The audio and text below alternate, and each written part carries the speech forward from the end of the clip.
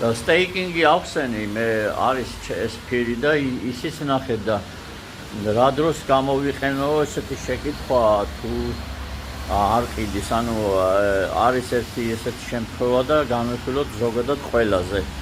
ანუ ნაყიდი აქვს გარკვეული კოინი, გარკვეული რაოდენობის გრძელვადიანად, ანუ არ უნდა მას ტრეიდერობა, უნდა მას რომ იყოს შეინახოს ეს თავისი ფული, თავისი ეს კოინი და ისე ტყუილად რომ არიდოს და გაუკეთებია სტეიკინგი.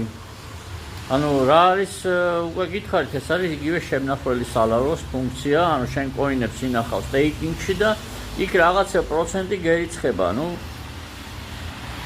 ზოგ ხანისხან არის გააჩნია კოინსაც, რომელსაც უჭირს ის მაღალ პროცენტს აცხადებს, რომ სტეიკინგი ნიშნავს, რომ შენი კოინი არის ჩაკეტილი და იმ დღეს ვერ გაყიდი.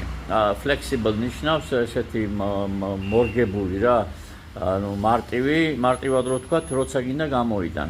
ნუ ერთი დღე მინიმუმი უნდა იყოს. Შეგვიძლია იმ ერთ დღეს დაარღვიო, უბრალოდ პროცენტი არ დაგერიცხება. ხოლო არის ერთთვიანი, ერთწლიანი, რაც უფრო დიდხანს ინახავ კოინს ხელუხლებელს, მით უფრო მეტია ანაზღაურება პროცენტი.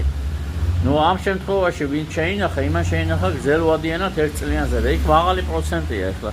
პროცენტი თითოეულ კოინს აქვს თავისებური რა, არის 0.56 წლიური არის და 11-ის არის 80-ის და რა ვიცი, ეს ინდივიდუალურია. რაც მეტხანს ინახავ კოინს იმაში, რა ქვია, სტეიკინგში, მით მეტია პროცენტი.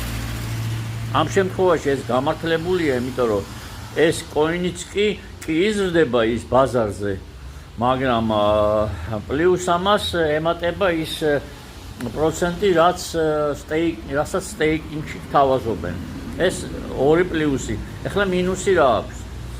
მინუსი არის ის, რომ უცებ მაგალითად რომ დაეცეს შენი კოინი ვერ გაყიდი, ანუ ვერ დააყენებ stop loss-ზე და ეს კოინი არ გეკარგება, ანუ კოინი რჩება იგივე რაოდენობით,